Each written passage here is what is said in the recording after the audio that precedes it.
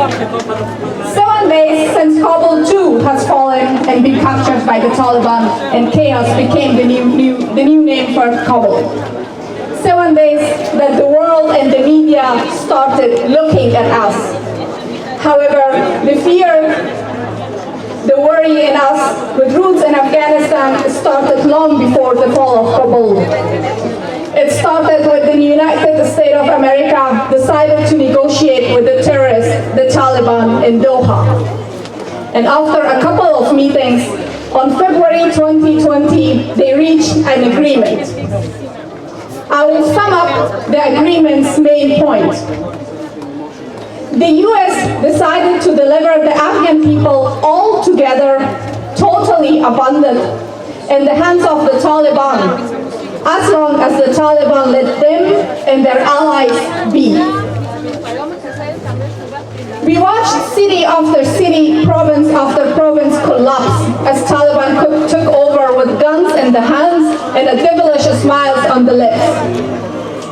We watched with moist eyes and grief and a feeling of total powerlessness. 20 years ago, in spite of all the devastations, Afghan people entered the 20th century with a hope and welcomed the mission of freedom, as the United States called it. They thought the time of slashing, beating, and cutting hands is over. They stood by the international community shoulder to shoulder and embraced them with open hearts. But 7 days ago, in the speed of a blinking eye, that hope that Afghan people entered the 20th century was slaughtered.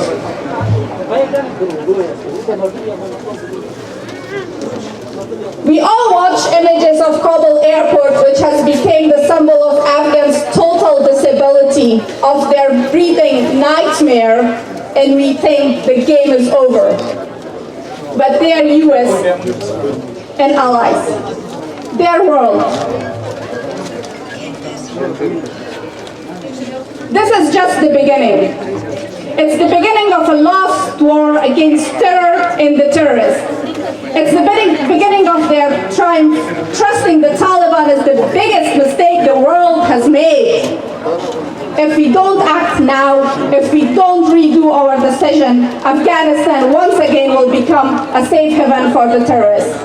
Now, knowingly that the entire world cannot and will not defeat them, they will come stronger than ever, first after the Afghans and then after the rest of us. They have done so before and they will do it again.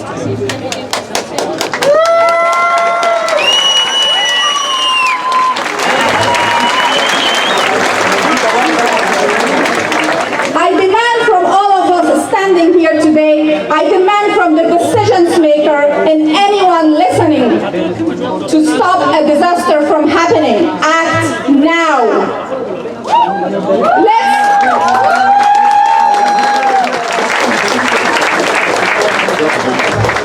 Let's rewrite the history and not let it be how our kids and grandkids remember us. Let's hold our politicians accountable and not let them wash hands on each other and blame each other for making the wrong decisions. We, the people, have the power, and we need to use it. We need to speak up and demand action. With the words of Mia Bart, I will end this. If you have ever wondered what you would have done during the Holocaust, you're doing it now. If you have ever wondered what you would have done during the civil rights movement, you're doing it now. If you have ever wondered what you would have done during the first Pride, you're doing it now.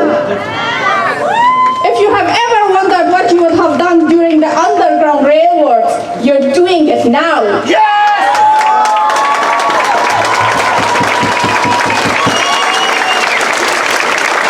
If you have ever wondered what you would have done during the Nocturnal Slave Uprising, you're doing it now. If you have ever wondered what you would have done during Japanese internment camps, you're doing it now.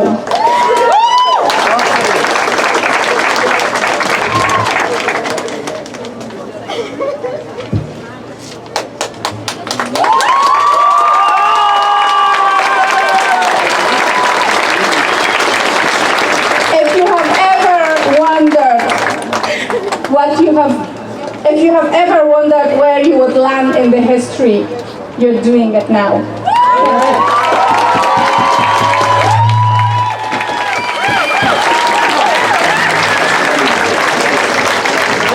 Let's sound out. We're back.